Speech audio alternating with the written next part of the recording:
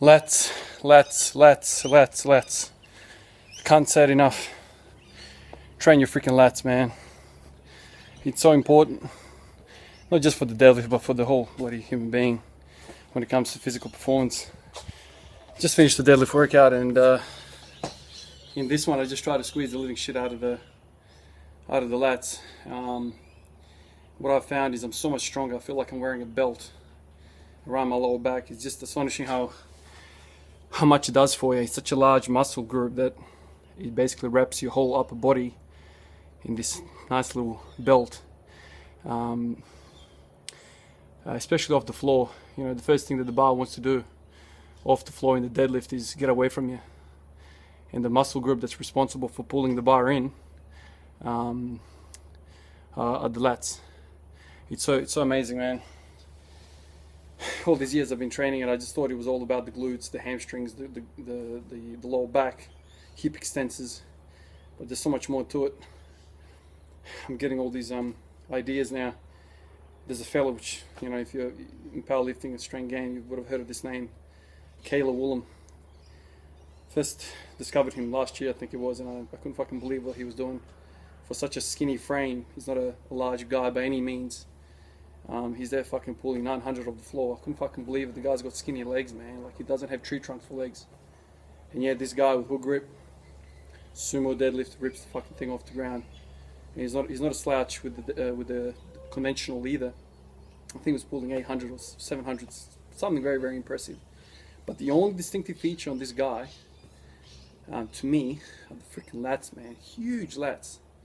I think he did a video with Mark Bell, and he was showing the crew there, you know, some of his tips with the deadlifting, and he was showing this bloody half deadlift, half row variation that he does, and he says that was one of the keys for him building such a strong deadlift. And what he did in there, he was basically pulling it to the belly button or to the pubic bone. What that does is essentially just smashes the hell out of the lats. And then after that, I think he did some weighted wide pull-ups, and I think he had like 3 plates of 20.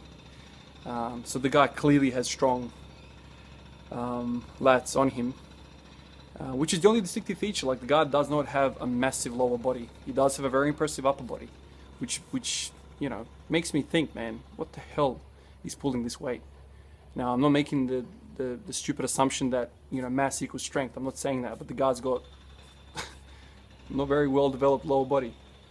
So, and I think the case here is that he's got such an incredible stability in his upper back, in his upper torso, upper body.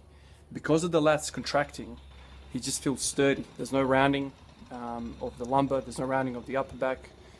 Well, to a degree, I think when you're pulling 900, it's inevitable. But yeah, man, lats. That's the first thought that I thought about after this workout. I watched Kayla Woolham's video, and I thought, fuck, I'm gonna give that a shot. I'm gonna give it a good shot, contract the hell out of the lats.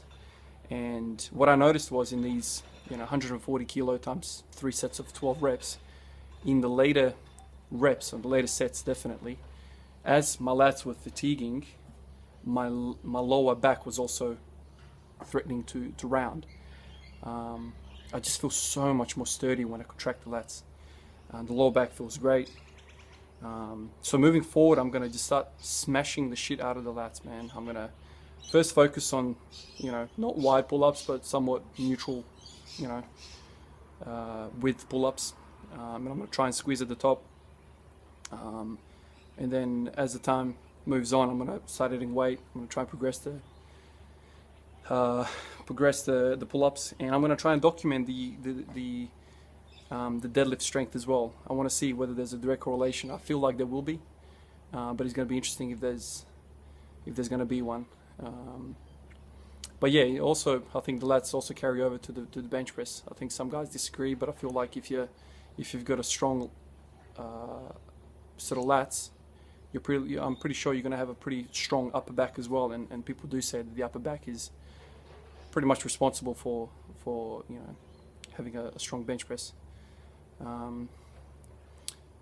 But yeah, that's basically it. I just wanted to document this idea, and I'm gonna have this video up on my channel. Hopefully, it's gonna hold me accountable to this this plan that I have with the lats. So anyway, guys, give it a shot. Try and squeezing the shit out of your deadlifts, squeezing the shit out of your lats in your next set of deadlifts, and see how you go. I reckon it's going to be a pretty good help to you. Anyway.